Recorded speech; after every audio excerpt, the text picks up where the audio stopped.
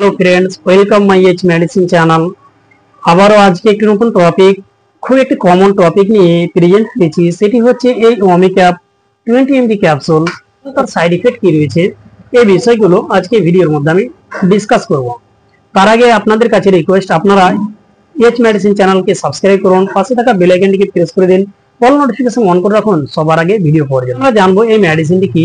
এটি একটি গ্যাসের মেডিসিন। এই মেডিসিন এটি যার কাজ হচ্ছে এটি গ্যাসকে দূর করা। এই মেডিসিন খাওয়ার পরে কি কি সাইড ইফেক্ট, কি কি পার্শ্ববর্তী ক্রিয়া হতে পারে।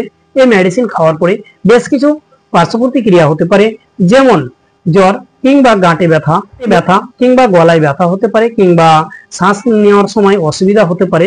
এছাড়া কিন্তু একটু ওজন কমে যেতে পারে। তাই আপনাদের কাছে রিকোয়েস্ট, আপনারা যখনই কোনো মেডিসিন খাবেন ডাক্তারের পরামর্শ নেবেন, তারপরে মেডিসিন ব্যবহার করবেন। আসি, পরে ভিডিও আবার দেখা হবে।